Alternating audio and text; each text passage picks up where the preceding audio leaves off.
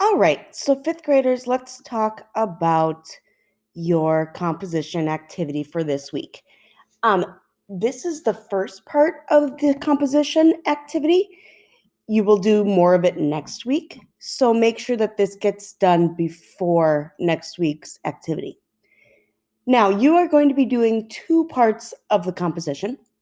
One is the rhythm, and the other is the chords.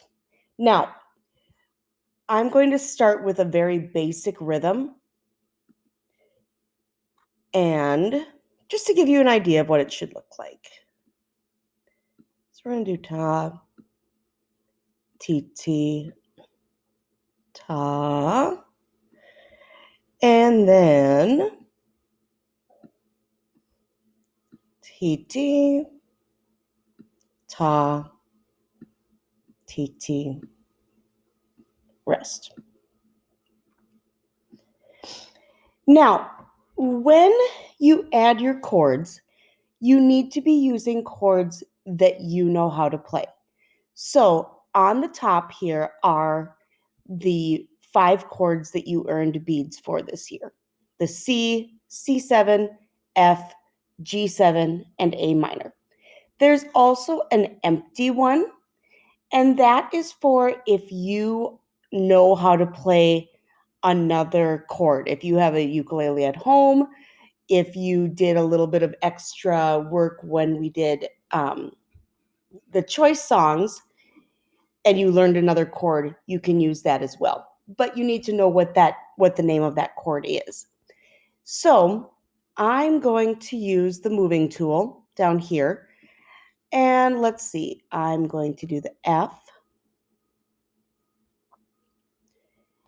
And C7. And then let's say, just to show you what it's going to look like, that I know how to play D. And so what I would do is use my pen tool down here. I'd make the circle a little bit bigger, and you can just put in the dots on your own. I would like you, and I didn't leave a whole lot of room here to do it, but I would like you to label that chord so that I know that you know what chord that is. Now, notice here that I did 2 chords in this first measure. That means the first 2 beats are going to be F. And then since I put the C7 right underneath the half note, that's going to be for the second 2 beats of the measure. If I put only the D here, that would last for the whole measure. Now, you do not have to have more than 1 chord per measure.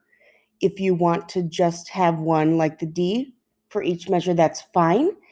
But you do need to use at least 3 chords in your whole composition.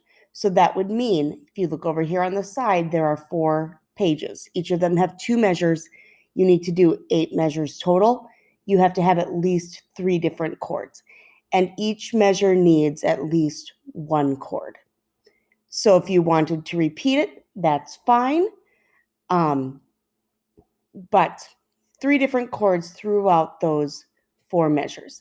Now, I have left connected to your daily video, I guess a weekly video.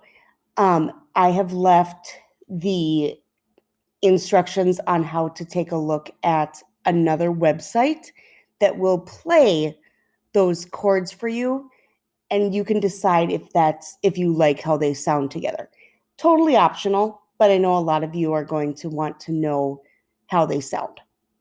So that is your very basic information on how to do this week's activity. You do need to do all 4 of these pages. You'll notice they're all the same, except the one here at the end has a double bar line, and then one at the beginning has the 4/4 time signature, which means you all know that You have 4 beats in the measure because the 4 is on top. Any questions, you know how to reach me. You can send me a note or you can send me an email, and I will be checking both of my email addresses. Good luck, my friends. I know you're going to do great.